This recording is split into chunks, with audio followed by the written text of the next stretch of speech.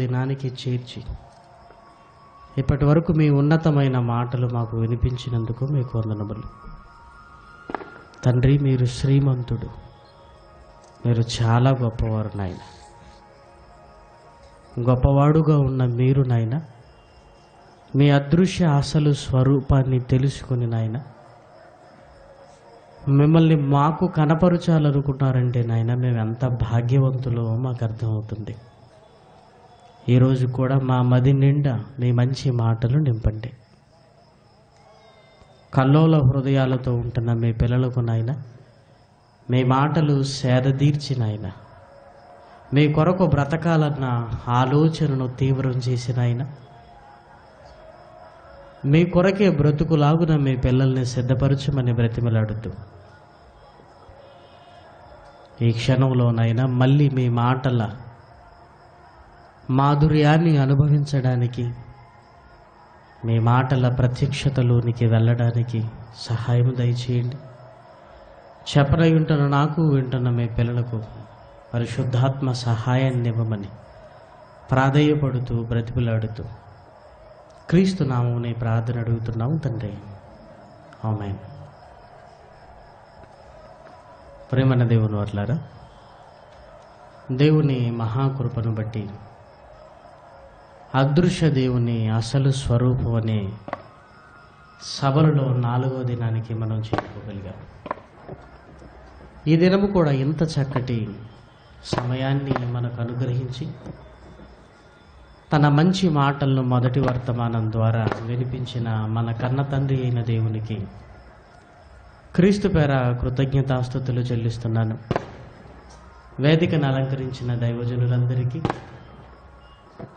మరి సెమినారు కొరకు అనేక ప్రాంతాల నుంచి తరలి వచ్చిన దేవుని పిల్లలైన మీ అందరికీ, ఈ జనగామ పరిసర ప్రాంతాలలో నుంచి సభకు విచ్చేసిన దైవజనులు, దేవుని పిల్లలైన వారందరికీ క్రీస్తు పేర నా హృదయపూర్వకమైన శుభములు, వందనములు తెలుపుతున్నాను. అదృశ్య దేవుని అసలు స్వరూపం అనగానే ఆకారం అనుకుంటే ఆ ఆకారం మనం ఊహించలేనంత పెద్దది అని నిన్న దైవ గ్రంథంలో నుంచి మనం చూసాము. ఆ ఊహించలేనంత ఆకారాన్ని ఎలా అర్థం చేసుకోవడం అంటే, తండ్రి తనకేదో ఆకారాన్ని కనపరుచుకోవడానికి ఇష్టపడటం లేదు, కానీ ఒక ఆత్మ స్థితిగతులను గురించి మనం అర్థం చేసుకోవడానికి, ఆత్మ గొప్పతనం గురించి మనం ఆలోచించడానికి అవి ఉపయోగకరంగా ఉన్నాయి. ఎందుకంటే దేవుడు ఆత్మ కనుక. ఏమంటే ఈ ఆత్మను ఎలా అర్థం చేసుకోవాలి? ఆకారము ఇలాంటిది కానప్పుడు ఒక పదార్థంగా మనం ఆలోచించాలా? ఈ ఆత్మను ఎలా మనం స్వీకరించాలి అనే ఆలోచనలు మనలో ఉండవచ్చు. కానీ ఆత్మలను గురించిన వివరణగానే అది చాలా ఉన్నతమైనది, చాలా ఉన్నతమైనది. మానవ జ్ఞానపు పరిధులు మించినది. మనిషి తన జ్ఞానంతో పసిగట్టలేనిది ఆత్మను గురించిన ఆనవాళ్ళు. బైబిల్ గ్రంథంలోనికి వెళ్ళి ఒక చక్కటి సందర్భాన్ని మనం చూడగలిగితే, అపోస్తలుడైన పౌలు గారు కొరింథీయులకు తన రెండవ లేఖను రాస్తూ 12వ అధ్యాయము మొదటి 2 వచనాలను జాగ్రత్తగా చూడగలిగితే, అతిశయపడుట నాకు తగదు గాని అతిశయపడవలసి వచ్చినది ప్రభు దర్శనమును గూర్చి ప్రత్యక్షతను గూర్చి చెప్పుదును. క్రీస్తునందున్న ఒక మనుషుణ్ణి నేను ఎరుగుదును. అతడు 14 సంవత్సరముల క్రిందట 3వ ఆకాశములోనికి కొనిపోబడెను. అతడు శరీరముతో కొనిపోబడెను, నేనెరుగును. శరీరము లేక కొనిపోబడెను, నేనెరుగను. అది దేవునికే తెలియను. అట్టి మనుషుణ్ణి నేను ఎరుగుదును. అతడు పరదేశులోనికి కొనుపోబడి, పరదేశు అనగానే ఆత్మల లోకం, ఆత్మల లోకం. అతడు పరదేశులోనికి కొనుపోబడ్డాడు, ఆత్మల లోకానికి వెళ్ళిపోయాడు. ఏమండి, ఈ మాట చదవగానే వచ్చే ప్రశ్న ఏంటంటే, ఇంతకీ పౌలు గారికి తెలుసా తెలీదా? ఆ వెళ్ళిపోయిన ఆయన గురించి తెలుసా తెలియదా? నేను ఎరుగుదును అంటున్నాడు, కానీ ఏమంటున్నాడంటే, అతడు శరీరముతో కొనిపోబడెనో శరీరము లేక కొనిపోబడెనో నేను ఎరుగను. నాకు తెలిసింది ఏంటంటే, ఒక మనుషుణ్ణి నేను ఎరుగుదును, అతడు కొనిపోబడుతున్నాడన్న సంగతి నేను ఎరుగుదును, కానీ అతడు శరీరంతో కొనిపోబడుతున్నాడా శరీరము లేక కొనిపోబడుతున్నాడా చూస్తున్న నాకే అర్థం కావటం లేదు అంటున్నాడు. ఇంతకీ ఎవరి ఆత్మను గురించి? ఎవరి ఆత్మను గురించి అండి? ఒక మనుష్యుని ఆత్మను గురించి. అతనికి శరీరము ఉన్నదా లేదా? శరీరము ఉన్నదా లేదా? ఏమంటే శరీరం ఉన్నదా లేదా? పౌలు గారు ఎంత కన్ఫ్యూజన్లో వ్రాస్తున్నాడో చూసారా? ఇంతకీ చూస్తున్నది ఎవరు? అతిశయపడుట నాకు తగదు కానీ అతిశయపడవలసి వచ్చెను. ఎందుకు? ప్రభువు దర్శనముల గురించి ప్రత్యక్షముల గురించి నేను చెప్తున్నా. నాకు దర్శనం వచ్చింది, కానీ ఆ దర్శనంలో నేను చూస్తున్నప్పుడు నాకు శరీరంతో కొనిపోబడుతున్నాడా శరీరము లేక కొనిపోబడుతున్నాడా నేను ఎరుగనది అంటున్నాడు. ఒక మనుషుడు తన ఆకారాన్ని, తన శరీరాన్ని వదిలిన తర్వాత ఆత్మగా వెళ్ళిపోతున్న ఆ పరిస్థితిని చూస్తున్న పౌలు గారికి మనలాంటి ఆకారంలో ఉన్న అది కొంచెం కన్ఫ్యూజన్గా నాకుంది అంటున్నాడు. ఓ క్లారిటీ లేదు, శరీరము ఉందా లేదన్న కన్ఫ్యూజన్ ఉందండి. ఒక మనుషుని ఆత్మను గురించే దర్శనములో చూస్తున్న పౌలు గారు అంత కన్ఫ్యూజన్గా ఉంటే, అంత గందరగోళంగా ఉంటే, తేల్చి చెప్పలేని పరిస్థితులలో ఉంటే, ఏమంటే దేవుడు అనగానే ఆలోచించండి ప్రియమైన వారలారా. మనం అనగానే, మనలో ఉన్న ఆత్మ అనగానే దేవుని ఆత్మలో విడిపోయిన భాగాలమే.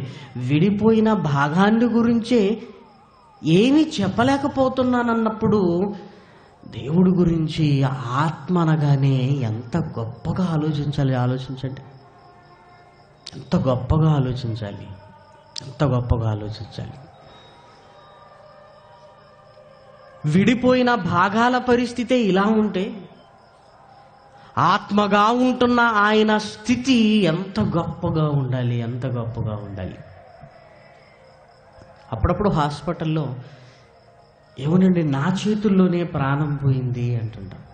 నా చేతుల్లో నుంచే ప్రాణం పోయింది, చనిపోయాడు నా చేతుల్లో నుండి. అలా మాట్లాడగానే కన్ను మూసాడండి, మళ్ళీ ఉలుకు లేదు, పలుకు లేదు. నాకు అప్పుడు అర్థమైపోయిందండి చనిపోయాడని. చాలా సందర్భాలలో మనం మాట్లాడుకుంటుంటాం. అప్పుడు ఆయనలో నుండి ఆత్మ వెళ్ళిపోవటం మీకు ఏమైనా కనిపించిందా అని ఎవరిని అడిగినా నా చేతుల్లోనే ప్రాణం పోయింది, కానీ ఈ కంటికి ఆత్మ వెళ్ళిపోయిన సంగతి మాత్రము తెలీదండి అంటాం. చూసారా? నీలో ఉన్న ఆత్మ, అతనిలో ఉన్న ఆత్మే ఇదిగో నీ కళ్ళ ముందు నుంచి వెళ్ళిపోయినా అది నీకు తెలియలేదు. చూసావా? విడిపోయిన భాగాలకే అదృశ్యంగా ఉంటున్నాయంటే, ఏమండి విడిపోయిన భాగాలంటే చిన్న చిన్న వాటికే ఇలా ఉంటే ప్రియమైన దేవుని పిల్లలారా, పరలోకమందున్న కన్న తండ్రి ఆత్మగా ఉన్నప్పుడు ఆయన ఎలా ఉండాలి,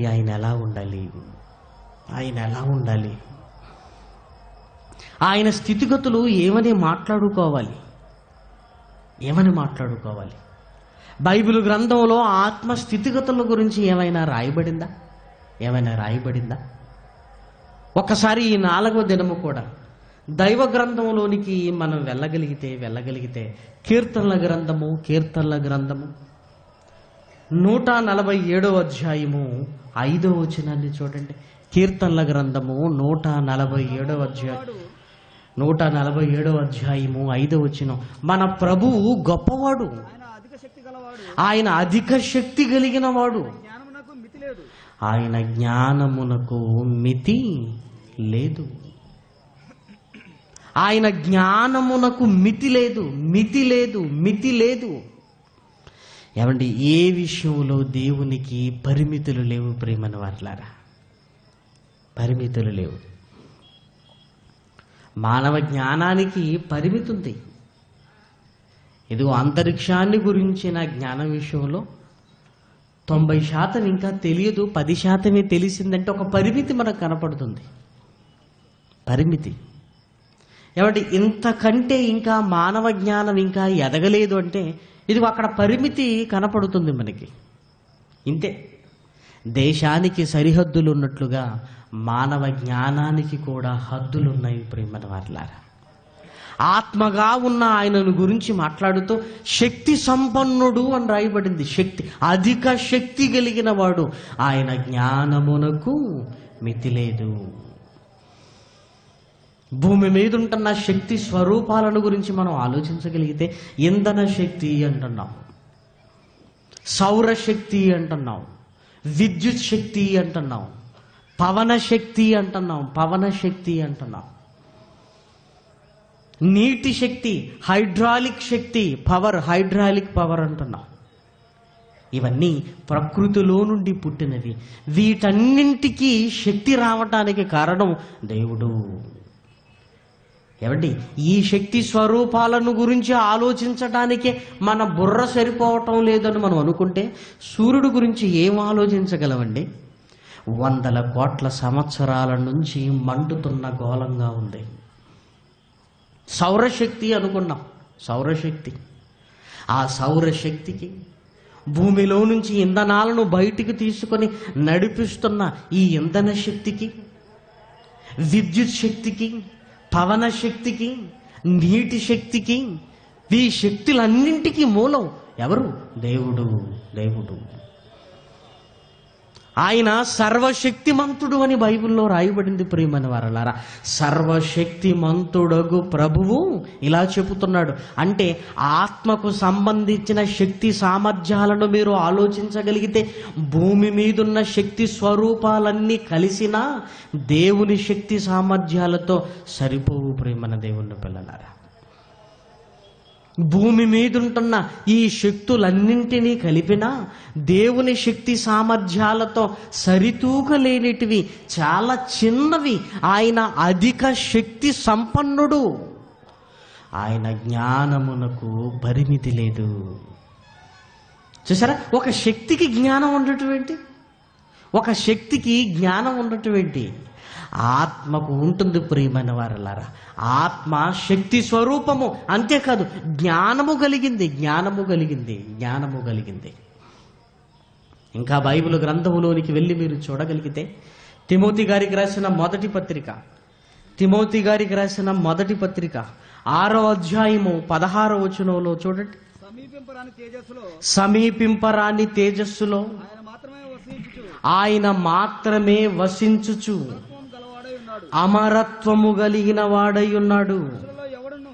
అమరత్వము ఆత్మలకున్న స్థితి, చావు పుట్టుకలు లేని స్థితి. అమరత్వము కలిగిన వాడై ఉన్నాడు. ఆత్మ అమరత్వములో ఉన్నది. ఆ అమరత్వము దైవత్వపు లక్షణం ప్రియమైన వారలారా.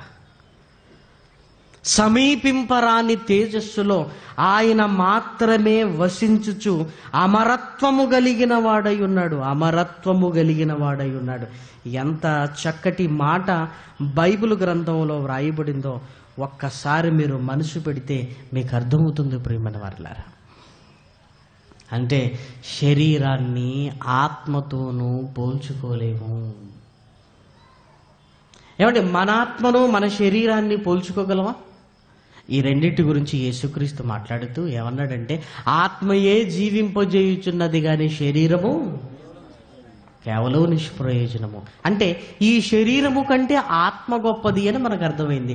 ఆత్మ లేకపోతే శవం, ఆత్మ ఉంటేనే ఈ శరీరానికి జీవం. కానీ దేవుడు ఆత్మ, ఆయనకున్న సామర్థ్యాన్ని ఏంటో తెలుసా?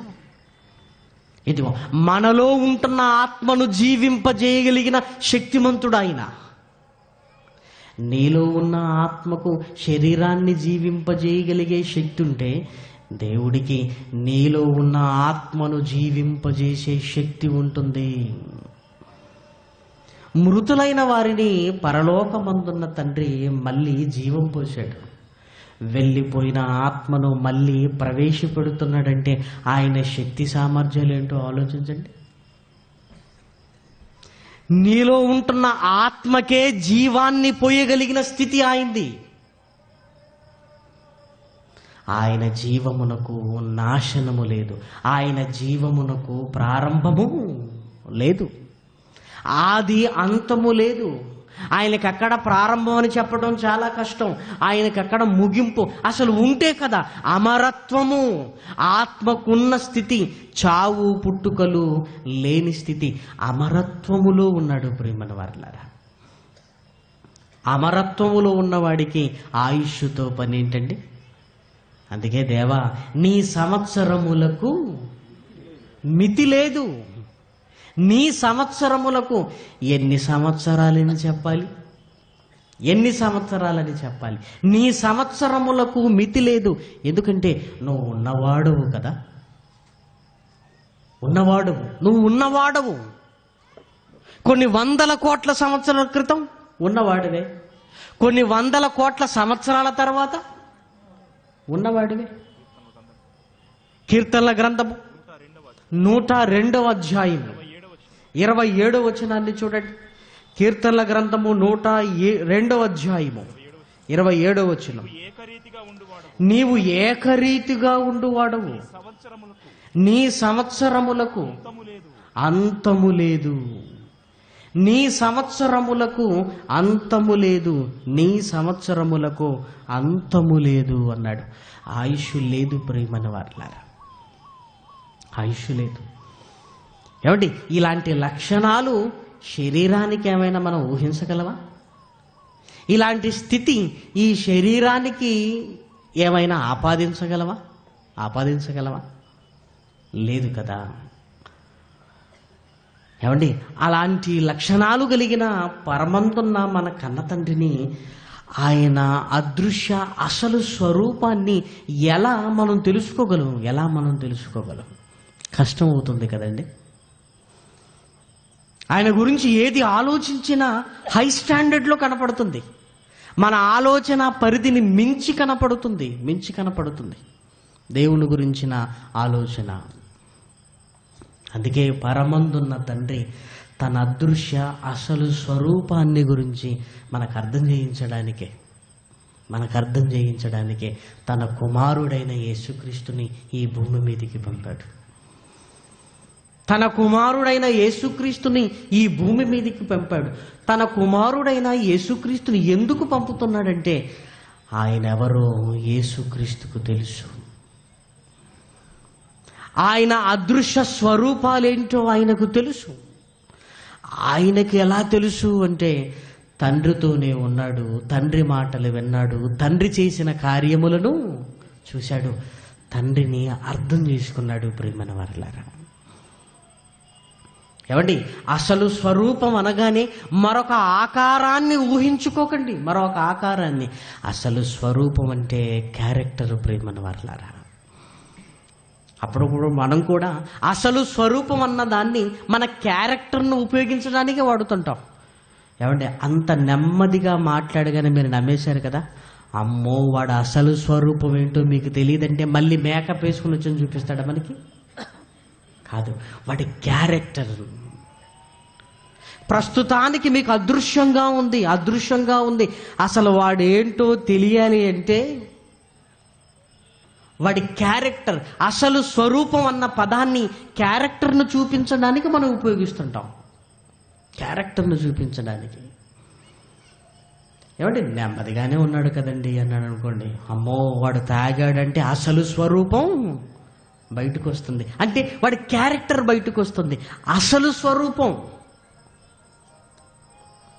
అదృశ్యంగా ఉంటున్న ఆ పరలోకమందున్న తండ్రి స్వరూపం అనగానే ఆయన క్యారెక్టర్, ఆయన లక్షణాలు, ఆత్మగా ఉన్న ఆయనకున్న స్థితి, ఆయన శక్తి, ఇవన్నీ నా పిల్లలకు అర్థం కావటం లేదు. నాయన, నా కుమారుడుగా నువ్వు వెళ్ళాలి, నా కుమారుడుగా వెళ్ళాలి, నాతో కూడా ఉన్నావు, నేనేంటో నీకు తెలుసు, నా క్రియలేంటో తెలుసు, నా క్రియలేంటో తెలుసు, నా లక్షణాలేంటో నీకు తెలుసు, నా బోధ నీకు తెలుసు, నన్ను గురించి నువ్వు చెప్పాలి, నన్ను గురించి చెప్పాలి. 2000 సంవత్సరాల క్రితం ఒక ఆకారం 3.5 సంవత్సరాలు తండ్రి కొరకు కదిలింది, 33.5 సంవత్సరాలు ఈ లోకంలో బ్రతికింది. ప్రియమైన వారులారా, ఏమంటే ఆకారాన్ని ధరించుకుని యేసుక్రీస్తు భూమి మీదికి వస్తున్నాడు. ఆయనను గురించి పరమందున్న తండ్రి ఏం మాట రాయించాడో బైబిల్ గ్రంథంలో మీరు చూడగలిగితే, మత్తయి గారు రాసిన సువార్త, మత్తయి గారు రాసిన సువార్తలో రాయబడిన ఒక మంచి మాట బైబిల్ గ్రంథంలో చూడండి. 11వ అధ్యాయము 27వ వచనం. సమస్తమును నా తండ్రి చేత నాకు అప్పగింపబడి ఉన్నది, తండ్రి గాక ఎవడును కుమారుణ్ణి ఎరుగడు. ఏమంటే ఈ పదాన్ని చాలా జాగ్రత్తగా వినాలి. తండ్రి గాక కుమారుణ్ణి ఎరుగడు అన్నాడు.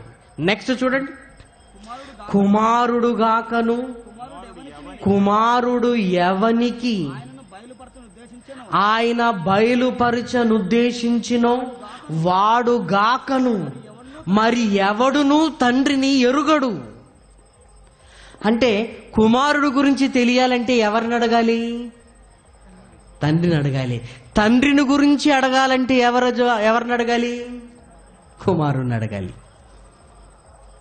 యేసుక్రీస్తు ఎవరు అన్నప్పుడు తండ్రిని అడిగితే చెప్తాడు నా కుమారుడు. యేసుక్రీస్తుని ఏమడగాలంటే తండ్రి ఎవరు అంటే చెబుతాడు. వారికి ఉన్న ఆ బంధం చూడండి ప్రియమైన వారులారా, బంధం చూడండి. తండ్రి కాక కుమారుడు గురించి ఎవరు ఎరుగరు. అంతేకాదు, కుమారుడు ఎవరికి బయలుపరచనుద్దేశించనో వారికి తప్ప తండ్రి ఎవరో ఎవరికి తెలియదు. అదృశ్య దేవుని అసలు స్వరూపం మనకు తెలియాలంటే ఎవరి దగ్గరకు ఖచ్చితంగా రావాలి?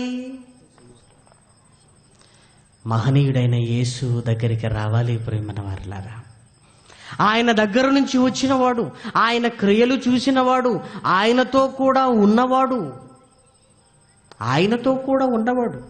ఇదిగో నేను మీకు చేస్తున్న బోధ నాది కాదు, మరి ఎవరిది? నన్ను పంపిన తండ్రిది. ఇదిగో నా క్రియలు ఇలా ఉండటానికి కారణం నేను కాదు, నా తండ్రి దగ్గర నేను ఏమి చూసితనో అదే మీ దగ్గర నేను చేస్తున్నాను. అంటే తండ్రిని బయలుపరచడానికి ప్రయత్నం చేస్తున్నాడు,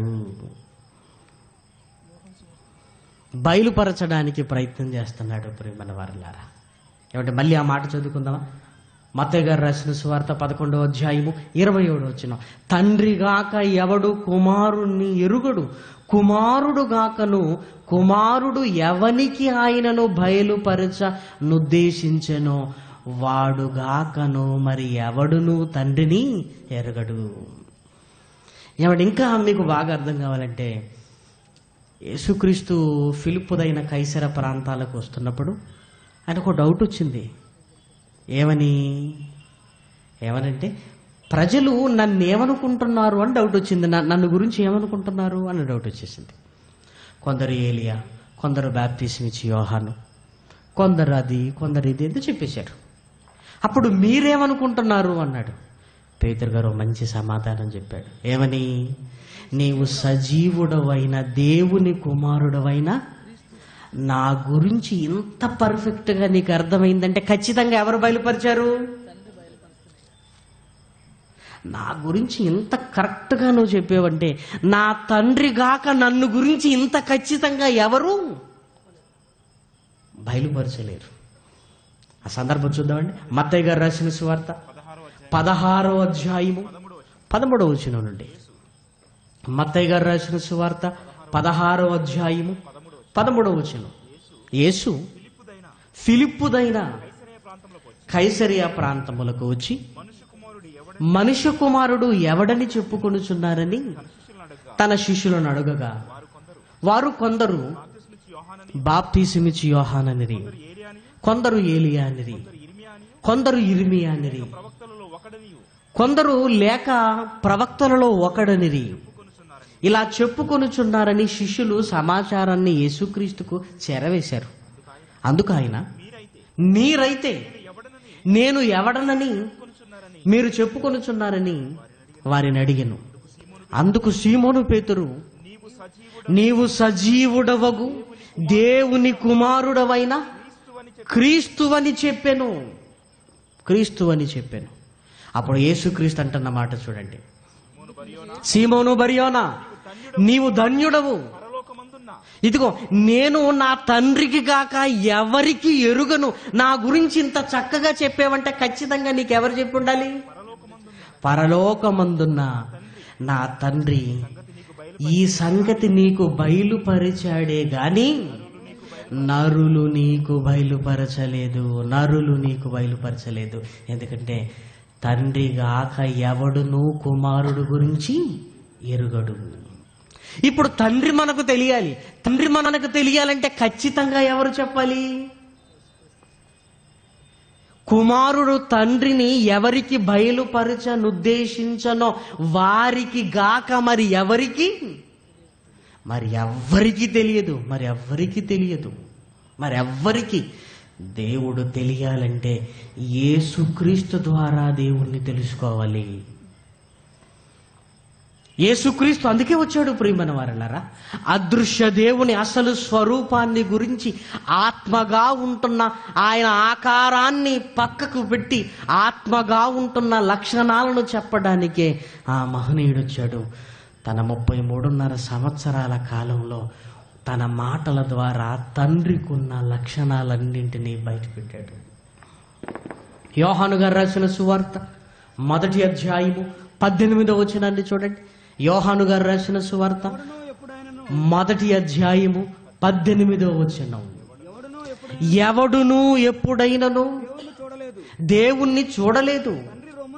ఆయన అదృశ్య అసలు స్వరూపాన్ని, ఆయన క్యారెక్టర్ను గురించి ఎవరు ప్రత్యక్షంగా చూడలేకపోయారు, అర్థం చేసుకోలేకపోయారు. తండ్రి రొమ్ముననున్న అద్వితీయ కుమారుడే ఆయనను బయలుపరిచెను. ఆయన గురించి చెప్పాడు.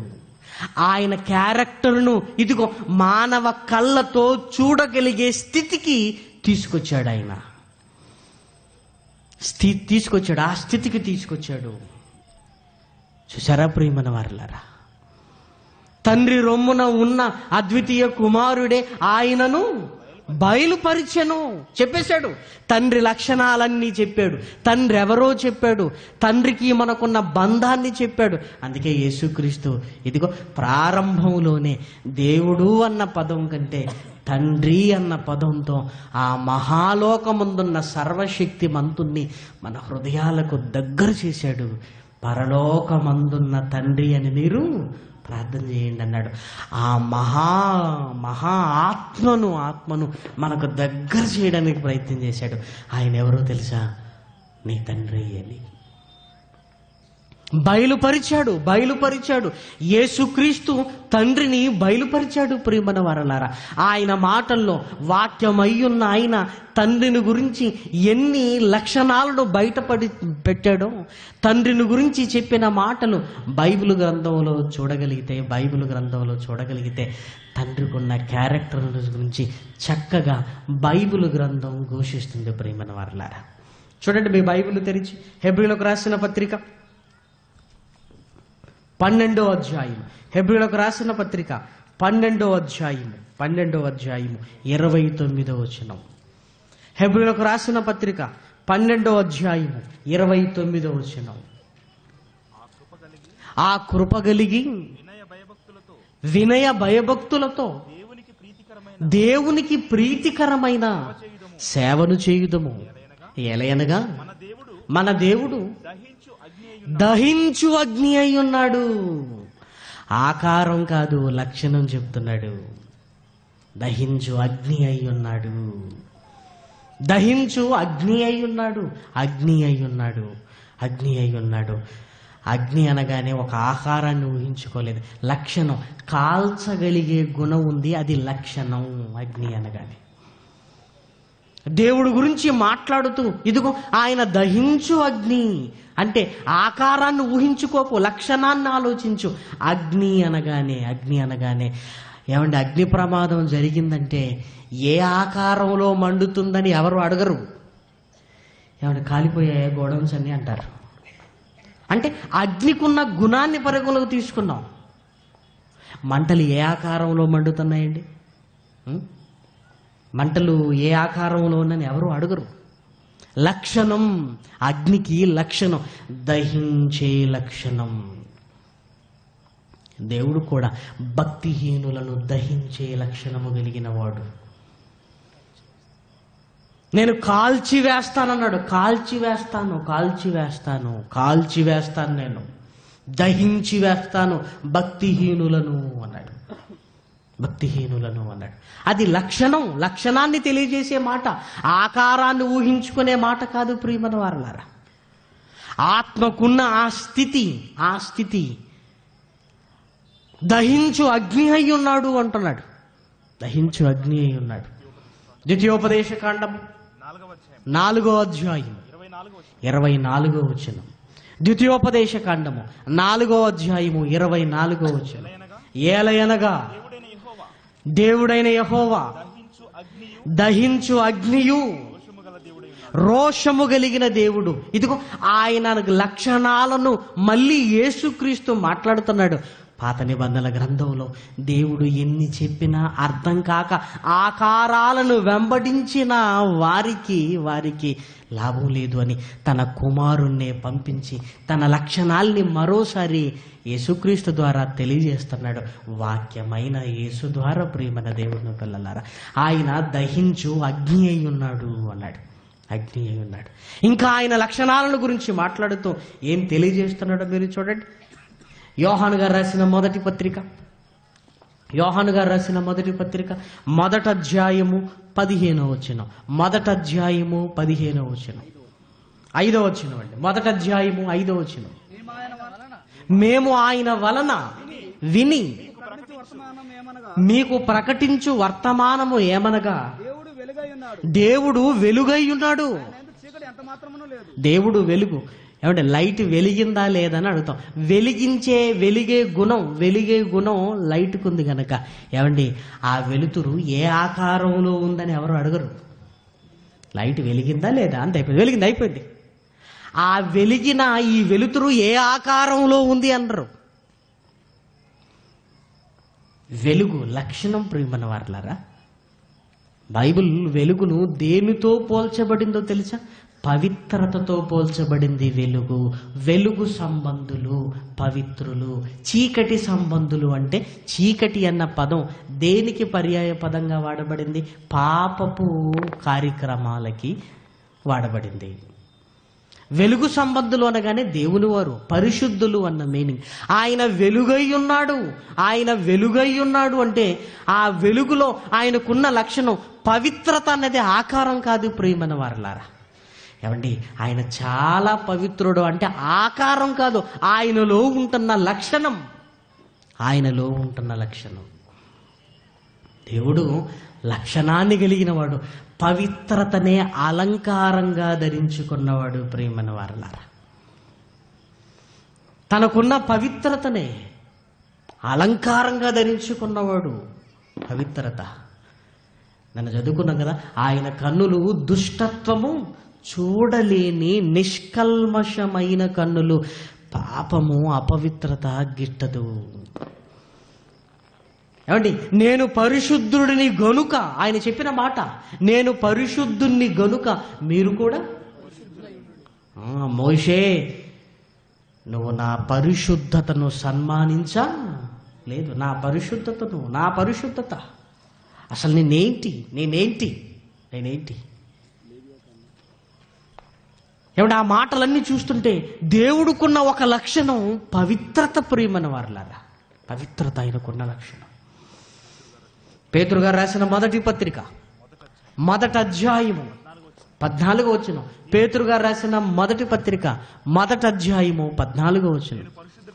నేను పరిశుద్ధుడనై ఉన్నాను గనుక మీరును పరిశుద్ధులుగా ఉండండి. పాత నిబంధన గ్రంథంలో ఇదిగో మందసమును చూడటానికి పరిశుద్ధ స్థలానికి, అతి పరిశుద్ధ స్థలానికి ఇదిగో యాజకుడు వెళ్ళటానికి ఏం చేయాలో తెలుసా? తనను తాను పవిత్రపరుచుకోవాలి. తనను తాను. ఎందుకు? నేను ఎక్కడికి వెళుతున్నాను? పరిశుద్ధుడైన ఆయన సన్నిధికి నేను వెళుతున్నాను. పరిశుద్ధత ఆయన లక్షణము. లేవియాకాండము 11వ అధ్యాయము. లేవియాకాండము 11వ అధ్యాయము 44వ వచనం. నేను మీ దేవుడనైన యెహోవాను, నేను పరిశుద్ధుడను గనుక మీరును పరిశుద్ధులై ఉండునట్లు మిమ్మల్ని మీరు పరిశుద్ధపరచుకోండి. వెలుగుకు చీకటితో పొత్తు లేదు.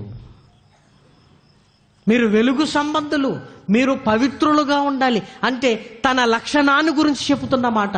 దేవుడు వెలుగై ఉన్నాడు.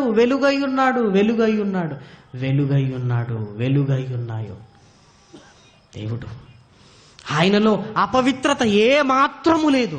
డాగు ఏ మాత్రము లేదు.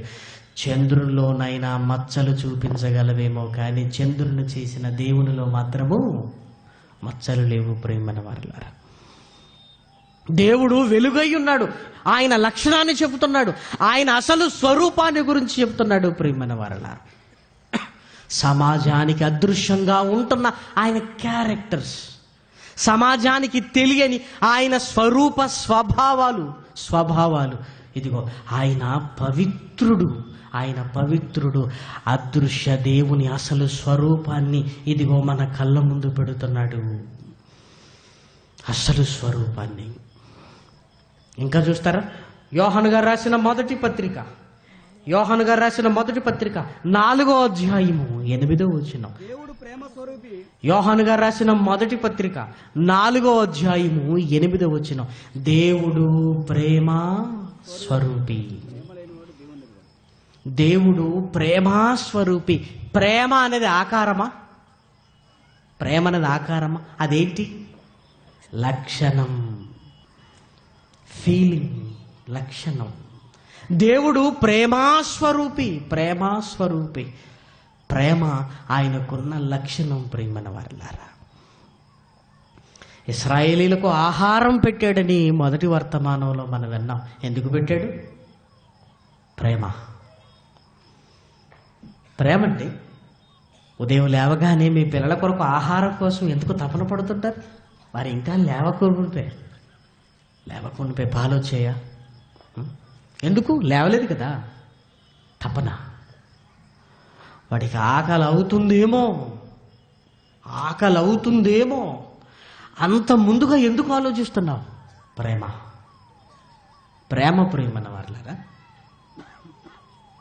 దేవుడికున్న మహాలక్షణం ప్రేమ. ఏమండి, శక్తి స్వరూపం అనుకుంటున్నప్పుడు ఏ శక్తికి ఉందండి ప్రేమ? ఇదిగో మన కళ్ళ ముందు విద్యుత్ శక్తి ఉంది. దీనికి ప్రేమ ఉందా? పిల్లవాడు పట్టుకున్నా చావవలసిందే, పెద్దవాడు పట్టుకున్నా చావవలసిందే. దానికి ఫీలింగ్స్ లేవు, దానికి లక్షణం లేదు. నీ కన్న తండ్రి కదుంది. ఏ వాహనానికి ఇంధనం పోసిన తర్వాత ఏ ఇంధనానికి ఇదిగో ఈ ఇంధనం నేను బైక్ను ముందుకు తీసుకుని వెళ్ళకూడదు, చిన్న పిల్లలు ఉన్నారు అనే ఆ లక్షణం దానికి ఉందా? లేదు. ప్రేమన వారలారా, తగలబెట్టడమే దానికి తెలుసు. దేవుడు దహించే అగ్నే కాదు, కురిపించే ప్రేమ కూడా ఆయన. దహించే అగ్నికి కురిపించే ప్రేమేంటి? కురిపించే ప్రేమ ఏంటి కదా? దేవుడు ప్రేమాస్వరూపి, ప్రేమాస్వరూపి. నిజంగా వాక్యమైన యేసుక్రీస్తు తండ్రి గురించి పెడుతున్న ఒక్కొక్క లక్షణాన్ని గురించి మనం ఆలోచిస్తే, సర్వశక్తిమంతుడికి మనం కావాలనుకునే ప్రేమ మనం కావాలనుకునే ప్రేమ ఉందా? ఆయనకు ప్రేమ ఉందా? గాలికి ప్రేమ ఉందా? పిల్లలు ఉన్నారు, పెద్దోళ్ళు ఉన్నారు, నో. కానీ ప్రేమ ఎవరికుందో తెలుసా? నువ్వు నమ్మిన నీ శక్తిమంతుడైన నీ కన్న తండ్రికి ఉంది. నీటికి ప్రేమ ఉందా? సముద్రంలోనికి వెళ్ళిపోతే పిల్లలైనా ఎవరైనా చావలసిందే కదా. ఏమండి, శక్తులకు ప్రేమ లేనట్టుగా కనపడుతుంది. వాటి ధర్మాల్ని నిర్వర్తించే పనే ఉంది. కానీ నీ కన్న తండ్రికి ధర్మాన్ని నిర్వర్తించే పనే. దహించు అగ్ని కనుక దహించుకుని పోతాడు అనుకోకు. ఆయనకి ఏముందో తెలుసా? ప్రేమ కూడా ఉంది. ప్రేమైన వారలారా, ఆత్మలో ప్రేమ ఉంది. ఏమండి, ప్రేమ అనేది దేనికి సంబంధించింది? ప్రియమైన వారలారా, మనసుకు సంబంధించింది. నీ మనసులో ఉన్న ఆ మాట ఏదో చెప్పవా? నీ మనసులో ఉన్న ఆ మాట ఏదో చెప్పవా అని అడుగుతారే తప్ప, నీ నోట్లో ఉన్న ఆ మాట ఏదో కక్కే అనరు ఎవరు. నీ మనసులో ఉన్న మాట. ఏ మాట? అదే నా పట్ల ప్రేమ ఉందనేది. అంటే ఈ ప్రేమ ఉంది అనేది దేనికి సంబంధించింది? మనసుకు సంబంధించింది. యేసుక్రీస్తు చెప్పిన మాటలో నీ తండ్రికి ఏముందని చెబుతున్నాడో తెలుసా? ఆకారం ఉందన్న ఈ ప్రపంచానికి మనసు ఉందని చెబుతున్నాడు. ప్రేమను వర్లారా, ఆకారం అని పడి చచ్చిపోతున్న ఈ ప్రజలకి ఆకారం లేదు, ఆయనకు మనసు ఉంది అంటున్నాడు. ఈరోజు ప్రపంచం మనసు లేదనుకుంది, ఆకారం మీద పడిపోయింది. ప్రియమైన వారలారా, ఆకారం మీద పడిపోయింది. ఉన్న మనసును లేదనుకుంది, లేని ఆకారాన్ని ఊహించుకుంది. ఆత్మగా ఉన్నకు ఆయనకు ఆకారము లేదో, నీలాంటి ఆకారం. మరేముందో తెలుసా? ఆయనకు మనసు ఉంది. ఆ మనసు ఉందని ఎలా చెప్పగలుగుతున్నావు? ఆ ప్రేమ ఉంది. ఆ ప్రేమ ఉంది అంటే ఆయనకు మనసు ఉంది. ఆ మనసులో మానవాళి మీద చెప్పలేనంత ప్రేమ ఉన్నది. ప్రేమన వారలారా, చెప్పలేనంత. ఎవరిని అడిగినా చెప్పగలిగేంత ప్రేమేలేండి. ఎవరిని అడిగినా చెప్పగలిగేంత ప్రేమ. నీ కన్న తండ్రి మనసులో నీ మీద చెప్పలేనంత ప్రేమ ఉంది. మన తండ్రికి మనసు ఉందా? అవును, మన తండ్రికి మనసు ఉంది. ఆత్మగా ఉన్న ఆయనకి మనసుంది. అందుకే ఏం చెప్తాడో తెలుసా? మీ బిడ్డలు మిమ్మల్ని రొట్టెని అడిగితే మీరు రాతిని ఇస్తారా? ఆ మనసు మీకుందా? లేదు, రొట్టెని ఇస్తారు. మరి నన్ను అడిగితే నాకు మనసు ఉంది. మీరు ఏమడుగుతున్నారు? నేను ఇవ్వనా మీకు? నా పిల్లలు కదా. ఏమండి, ఆయన ప్రేమను ప్రదర్శిస్తున్నాడు. ఆయన మనస్సును మనకు కనపరచాలనుకుంటున్నాడు. నిజంగా ఆయన మనస్సులో మనిషికి ఎంత స్థానం ఉందో, అనగా నీకు నాకు ఎంత స్థానం ఉందో, ఈ 700 కోట్ల మందిగా పైగా ఉంటున్న ఈ జనాభా కలిగిన ఈ ప్రపంచంపై ఆయన మనసు ఎంతుందో బైబిల్ గ్రంథంలోకి వెళితే ఆశ్చర్యకరమైన మాట కనపడుతుంది. ప్రియమైన వారలారా, ఎందుకంటే గొప్పవాడని ఏదో అనుకుంటూ దూరం అవుతున్నారు అనుకుంటున్నారేమో, కానీ అంత గొప్పవాడు మన కొరకు దగ్గర కావడానికి ప్రయత్నం చేస్తున్నాడు. ఆయనకు మనసుంది. ఆ మనసులో నీ మీద నేను చెప్పలేనంత ప్రేమ ఉంది. ప్రేమన వారలారా, ఎంత ప్రేమ! దేవుడు లోకమును ఎంతో ప్రేమించెను. ఎంతో ప్రేమించెను మనల్ని. అవును, అంటే కరెంటు మనల్ని ప్రేమిస్తుందంటే విడ్డూరంగా లేదు కదా. మనిషి ప్రకృతి మీద ప్రేమ పెంచుకున్నాడు తప్ప కలిగించిన దేవుని ప్రేమను మర్చిపోయాడు. ఆయన ప్రేమ తాలూకు కొన్ని మాటలు బైబిల్ గ్రంథంలో మీరు చూడగలిగితే యోబు గ్రంథము 34వ అధ్యాయము, యోబు గ్రంథము 34వ అధ్యాయము 14-15 వచనాలు. ఆయన తన మనస్సు అంటే నీ గురించి పట్టించుకోకుండా ఒక్క క్షణం తన గురించే తాను ఆలోచించుకుంటే తన శ్వాస నిశ్వాసములను తన యొద్దకు తిరిగి తీసుకుని ఎడల శరీరులందరూ ఏకముగా నశించెదరు. ఎంతమంది? అందరూ. అంటే ఒక్క మాటలో ఆయన ఊపిరి తీసుకుని వదిలేశాడంటే ఎట్లుంటుందో తెలుసా? చాలా మంది నిన్న ముక్కు గురించి చెప్పలేదు ఏంటి అనుకున్నారట. ఇగో అదే ఆయన శ్వాస నిశ్వాసములను ఒక్కసారి తీసుకుని ఎడల నరులందరూ ఏకబిగిన అయిపోయింది. నరులు మరలా ధూళి అయిపోదురు. అంటే శవాలు కూడా అలా ఉండవు. శవాలు కూడా ముక్కలు ముక్కలు ఎలా అయిపోతాయి? ధూళైపోతాయి. ఒక్కసారి ఆయన గురించి ఆలోచించుకుంటే మనం లేం ప్రియమైన వారలారా. ఒక్కసారి ఆయన గురించి ఆలోచించుకుంటే మనము లేవు. అప్పుడప్పుడు అనిపిస్తుంటది, దేవా మేము లేకపోయినా నువ్వున్నావు, నువ్వు లేకపోతే మేము లేవు నాయన. మేము లేకపోయినా నువ్వున్నావు. మనం పుట్టకము నువ్వు దేవుడు లేడా? కానీ దేవుడు లేకపోతే మనం లేవు ప్రియమైన వారలారా. మనకు బ్రతుకు లేదు ప్రియమైన వారలారా. మనకు ఆకారము లేదు. ఈ ఆకారంలో శ్వాస లేదు. నీవంటూ ఉనికే లేదు, ఉనికే లేదు. ఒక్కసారి తన మనస్సును తనే ఒక్కసారి ఏంటి నా గురించి అని ఆయన ఆలోచించి నీ మీద కాన్సన్ట్రేషన్ వదిలే పక్కకు పెట్టాడు అనుకోండి, అంతసేపు పిల్లోడు మన ముందే ఉంటాడు, ఆడుకుంటాడు కదా అనుకుంటాం. ఏమండి, ఆ కాన్సన్ట్రేషన్ మిస్ అయ్యేది 1 గంట 2 గంటలు 3 గంటలు కాదు. పిల్లలు దెబ్బ తగిలించుకునే వ్యవధి ఎంత అండి? ఎంత?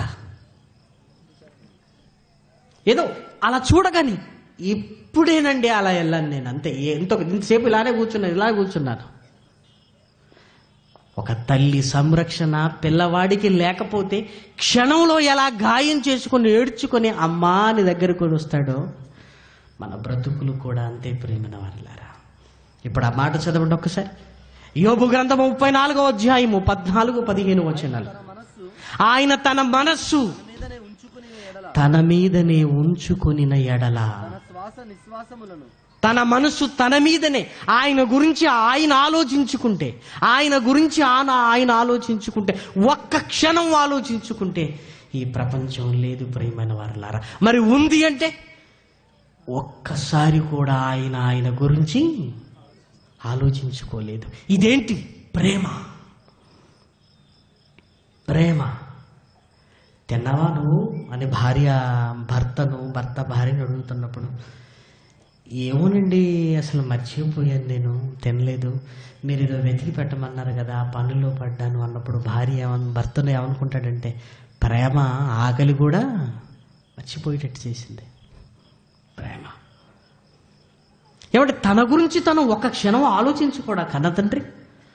ఆలోచించుకోగలడు. కానీ ఆలోచించుకుంటే మనమేమైపోతాం? మన సంగతి ఏంటి? మన మీద ఎంత ప్రేమో తెలుసా? ఒక్క క్షణం తన చూపును మరల్చుకోలేనంత ప్రేమయ్యా నీ మీద. నువ్వు నమ్మగలవా? ఈ రాత్రి ఆయన అదృశ్య స్వరూపం నీ మీద ప్రేమ. ఒక్క క్షణం నీ మీద చూపు మరల్చుకోలేనంత ప్రేమ. నువ్వేమైపోతావో, నువ్వు నమ్మినా నమ్మకపోయినా, నువ్వు బ్రతికినా బ్రతకకపోయినా నువ్వేమైపోతావో ఒక్క క్షణం చాలదా?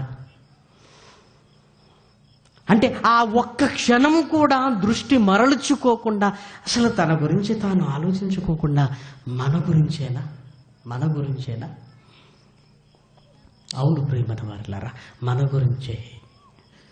మన గురించి ఆలోచిస్తున్నాడు. ఆయన మనస్సులో ఉన్నదేంటో తెలుసా? కీర్తనల గ్రంథము 86వ అధ్యాయము, కీర్తనల గ్రంథము 86వ అధ్యాయము 5వ వచనం. ప్రభువా నీవు దయాళుడవు, దయా లక్షణము ఆయన మనసు. నాయన నువ్వు క్షమించుటకు సిద్ధమైన మనస్సు గలవాడవు. క్షమించుటకు సిద్ధమైన మనస్సు గలవాడవు. క్షమాపణ ఎప్పుడుంటుందో తెలుసా? ప్రేమ ఉన్నప్పుడు. ప్రేమన వారలారా, పగ ఉంటే క్షమించలేవు నువ్వు.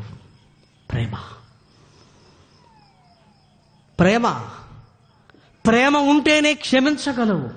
ఏమండి, ఆ ప్రేమ కలిగిన వాడుగా ఆయన మనసు ఎలా రెడీ చేసుకున్నాడో తెలుసా? దేవా నువ్వు దయాళుడవయ్యా, దయాళుడు. క్షమించుటకు సిద్ధమైన మనస్సు కలిగిన వాడవు అంటే ఆయన ప్రిపేర్ అవుతున్నాడు. నా పిల్లలకు నా ప్రేమను చూపించాలి, నా పిల్లలను నేను క్షమించాలి అంటున్నాడు. అంత గొప్ప తండ్రి నీ దేవుడే. నిన్ను క్షమించడానికి సిద్ధమవుతున్నప్పుడు ఆ క్షమాపణ పొందటానికి నీ మనస్సును నువ్వు మార్చుకోగలుగుతున్నావా? నీ మనసును మార్చుకోగలుగుతున్నావా? ఆహా ఓహో అంటున్నావా?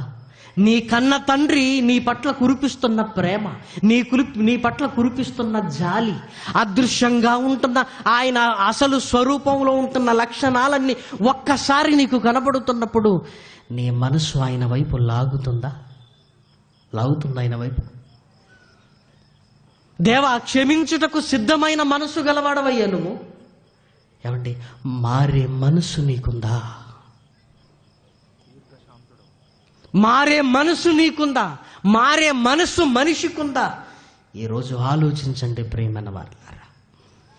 లోకంలో ఉన్న వాళ్ళకి ఎందుకండి, రక్షణ లేని వాళ్ళు కూడా చాలా మంది వచ్చారు కదా ప్రియమైన వారులారా. మొదటి రోజు 4 రోజులు ఉందిలే అనిపిస్తుంటుంది. ఈరోజు ఏమనిపిస్తుందో తెలుసా? తండ్రి ఈరోజు చెప్పిన మాటలు మారకపోతే రేపు హడావుడిగా వెళ్ళిపోతారేమో. తండ్రి నీ మనసు ఇంత గొప్పగా ఉన్నప్పుడు, క్షమించడానికి నువ్వు సిద్ధమైనప్పుడు మారటానికి మా మనసుకేమైంది మారటానికి ఏమైంది? నీ మనసుకేమైంది చెప్పు. నీ కన్న తండ్రి కొరకు ఆయన క్షమించడానికి సిద్ధంగా ఉన్నాడే. త్రోసి వేస్తానని బైబిల్ ఎక్కడైనా రాయబడిందా? నేను త్రోసి వేస్తానని ఎక్కడైనా రాయబడిందా? ఆయన ఎవరిని త్రోసివేయడు. ఇదిగో తన చేతులు చాచుతున్నాడు. ప్రియమైన దేవుని పిల్లలారా, నా దగ్గరికి రండి. అది ప్రేమని మీకు అర్థం కావటం లేదా? అవిధేయులుగా ఉన్నప్పటికీ తన దగ్గరికి రండని తన చేతులు చాచుతున్నాడు. ఇదిగో నేను ప్రిపేర్ అయ్యాను మిమ్మల్ని క్షమించాలి అని. ప్రిపేర్ కాగలవా? నీ మనసును మార్చుకొని ఆ క్షమాపణ పొందుకోవడానికి? సెలవులు కదా, ఏదో వచ్చాం వెళ్ళిపోతున్నాం అనుకుంటే ఈ సెమినార్ నిరుపయోగమే ప్రియమైన వారలారా. ఎన్ని పాఠాలు అయినవి అన్నది ఆనందం లేదు ప్రియమైన వారలారా. 20 అయ్యాయా, 25 అయ్యాయా, ఇది మిగిలిపోయిందా, అది మిగిలిపోయిందా మాకు లేదు. రేపు మధ్యాహ్నం భోజనాల బ్యాప్తిస్మము ఎంతమంది బ్యాప్తిసం తీసుకోబోతున్నారో అన్నదేనండి పరలోకమందున్న కన్న తండ్రికి ఆనందాన్ని కలిగించేది. నువ్వు ఎన్ని లెసన్స్ విన్నావని కాదు తండ్రికి. 20, 25, 1, 2? ఏమంటే ఆ 20 పాఠాలలో ఒక్క పాట మిమ్మల్ని కదిలించలేకపోయిందా? ఒక్క పాట మిమ్మల్ని కదిలించలేకపోయిందా? 4 రాళ్ళు వేస్తే ఒకటైనా తగులుతుందన్నాం. ఏమన్నా రోజుకు 4 వేసాం కదా రాళ్ళు కదా. ఇవి సరిపోలేదని మళ్ళీ పెద్ద బండరాయి సాయంకాలం తగలట్లేదా? తగులుతుందా? నీ ఫోన్ని వాడుకుంటూ టచ్ స్క్రీన్ అంటున్నావు. ఈ మాటలు నీ గుండెను తాకాలి, నీ స్క్రీన్ ఓపెన్ అవ్వాలి. అంటే టచ్ చేశాడు, రాలేదు, టచ్ చేశాడు, ఏమంటాడు? ఇవంతా వింతన్న చైనా అవన్నీ మొత్తం లో బ్యాటరీ, అస్సలు ఓపెన్ కావట్లేదు. తెగ ఫీల్ అయిపోతాట. నెట్లో సెంటర్లో కూర్చొని ఏదైనా డౌన్లోడ్ పెట్టినవాడు గిర్ర తిరుగుతుంది అనుకోండి, ఎప్పటికిది ఎప్పటికిది అంటే మనకి ఎలా ఉంటుంది చెప్పండి? ఎలా ఉండాలి? పట్టకనే ఓపెన్ అంతే. అందుకే 4G కదా. దేవుని మాటలు నీ గుండెని టచ్ చేస్తున్నప్పుడు ఎప్పటికి ఓపెన్ అవుతున్నావు? ఎప్పటికి? కొట్టు కొట్టు కొట్టు, ఓపెన్ అవ్వట్లేదు. ఏం సంతోషం ఆయనకి? ఏం సంతోషం చెప్పండి? నీ మొబైల్ ఫాస్ట్గా ఉండాలనుకున్నావు కదా, వాక్యం దగ్గర ఎందుకు అంత స్లో అయిపోయావు? నువ్వు ఎందుకు అంత స్లో అయిపోయావు? ఇంకా ఈ సెమినార్ ముగియలేదండి. మేడిపల్లి నుంచి వచ్చిన ఇజ్రాయెల్ అన్న కరీంనగర్ అని కలవరిస్తున్నాడు రోజు. నెక్స్ట్ ఇయర్ కరీంనగర్లో జరగాలి.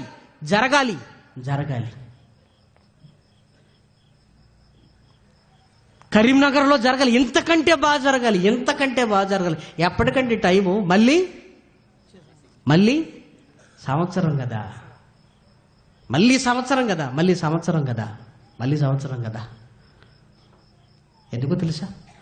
మా దేవుని మాటలు మాట్లాడిస్తున్నాయి ప్రియమైన వారలారా. ఈరోజు ఒక్కొక్కరండి చిన్న పిల్లల్లా దేవుని మంచి మాటలు విని ఏమంటున్నారో తెలుసా? ఆ మాటల్లో ఉన్న సంతోషం, ఆ మాటల కొరకు ఏమైనా చెయ్యాలి. 4Gలా లేదు. ఆ మాటలు వినగానే ఆ మాటల కొరకు ఏమైనా చెయ్యాలి. నువ్వు వాడుకునే వస్తువులు స్పీడ్గా ఉండాలనుకుంటున్నావు. వాక్యం అయితే వేగంగా వెళుతుంది. ఎక్కడ ఆగిపోతుంది? నీ గుండె దగ్గరికి రాగానే అక్కడే ఆగిపోతుంది. క్షమించడానికి సిద్ధమైన మనసు కలిగి ఆయన ఉంటే మారటానికి ఏమైంది ప్రియమైన వారలారా? మారటానికి సమయం కావాలా? ఇంకెంత కాలం కావాలి? మళ్ళీ ఇన్ని మాటలు వింటే ఈ ఆలోచన ఏమైనా కలుగుతుందా? రా దేవునిలోనికి. 9 నెలలు పొదిగిన తర్వాత ఒక గుడ్డులో నుంచి పిల్ల బయటికి రావటానికి తల్లి ఏం చేయదండి? వెచ్చదనాన్ని ఇస్తుంది. కానీ ఆ పిల్ల ఏం చేస్తుందో తెలుసా? గుడ్డును పగలగొట్టుకొని బయటకు వస్తుంది. ఈ 5 రోజులు వెచ్చదనాన్ని ఇచ్చాం. నువ్వే రావాలి. నీ మనస్సు అనే పై పెంకును పగలగొట్టుకొని దేవుని కొను బ్రతకాలని బయటికి రా. చీకటిలో నుంచి వెలుగులోకి. లోకమనే పాపాన్ని చీల్చుకొని బయటికి రా. నీ కన్న తండ్రి కొరకు వెలగడానికి. ఏముంది ఈ లోకంలో? ఏమీ లేదు. ఏమీ లేని లోకంలో ఏముందని ఇంకా మారకుండా ఉన్నావు. ఇంకా తండ్రి, నువ్వు క్షమించుటకు సిద్ధమైన మనసు గలవాడివి. ఏమండి, ఆ సిద్ధపాటు మీలో ఉందా? మారటానికి మమ్మల్ని మేము కూడా సిద్ధపరుచుకుంటున్నామని అన్నావా? ఆ అదృశ్య దేవుని అసలు స్వరూపం నీకు అర్థమైందయ్యా. ఆయన ప్రేమ అర్థమైంది. ఆయన పరిశుద్ధత అర్థమైంది. ఆయన దహించు అగ్ని అని అర్థమైంది. టోటల్గా ఆయన మనసు నీకు అర్థమైంది. మహుడిగినైన యేసుక్రీస్తు చెప్పుతున్న మాటలు అదృశ్య దేవుని అసలు స్వరూపం. చెప్పినా సరిగా అర్థం కాదేమో అనుకున్నాడేమో మహనీయుడు. ఆయనని ఎలా బయలుపరచాలనుకున్నాడో తెలుసా? మాటల ద్వారా కాదు, అదృశ్య దేవుని అసలు స్వరూపాన్ని ఇదిగో తనలో చూపించాలనుకున్నాడు. ప్రియమైన వారలారా, చెబితే వింటారు, నాలో చూపిస్తే కల్లారా చూస్తారు. చెప్పింది మనకు బాగా మైండ్కు పడుతుందా? చూసింది పడుతుందా? చూసింది. చెప్పాడు. చెప్పిన తర్వాత ఆయన ఏమనుకున్నాడో తెలుసా? అదృశ్య దేవుని అసలు స్వరూపాన్ని నాలో చూపిస్తాననుకున్నాడు. నాలో చూపిస్తే ఇదిగో దేవుని పిల్లలందరికీ ఆ అదృశ్య దేవుని అసలు స్వరూపం అర్థమవుతుంది అనుకున్నాడు. తన మాటల ద్వారా మాట్లాడిన మహనీయుడైన యేసుక్రీస్తు తన బ్రతుకునే ఒక వేదికగా మలుచుకొని అదృశ్య దేవుని అసలు స్వరూపాన్ని ఇదిగో కల్లారా చూడగలిగే పరిస్థితికి తీసుకొచ్చాడు. ఆయన బ్రతుకులో ఆ చివరి ఘట్టాన్ని రేపు మాట్లాడుకుందాం. ప్రార్థన చేసుకుందాం. దయగలిగిన మా కన్న తండ్రి, మీకు వందనములు నాయన. ఇప్పటి వరకు మీరు చేసిన మీ మహాకృపకై మీకు వందనములు, స్తుతులు, స్తోత్రములు చెల్లిస్తున్నాం. రేపటి దినము కూడా నాయన తండ్రి, తరగతుల విషయంలోనూ నాయన, జరగనే ఉన్న బాప్తిస్మాల విషయంలోనూ కృప చూపించండి. మీ పిల్లల్ని కదిలించండి. ఈరోజు మీ మనస్సు నాయన, ఎంత చక్కటి మనసు మా పట్ల ఉంది అని మేము అర్థం చేసుకున్నాం. మా పెడకమంత గుండెల్లో నాయన ఒక్కసారి నీ కొరకు బ్రతకాలన్న ఆ మనస్సులో మార్పే నాయన మిమ్మల్ని హత్తుకునేటట్టుగా మమ్మల్ని చేస్తుందన్న నమ్మకం మాకుంది నాయన. మీ పిల్లలతో మాట్లాడండి. మీ పిల్లల్ని రేపటి దినము కూడా నీకు మహిమకరంగా జరుగునట్లుగా కృప చేయమని వచ్చిన మీ పిల్లలందరికీ ఆరోగ్యాన్ని ఇవ్వండి నాయన. అస్వస్థతగా ఉన్న మీ పిల్లలకు నాయన కృప చూపించండి నాయన. గాయపడిన మీ పిల్లలకు కూడా నాయన, తల్లిదండ్రులకు నాయన ఓదార్పునివ్వండి. బిడ్డలకు నాయన చక్కటి ఆరోగ్యాన్ని ఇవ్వండి.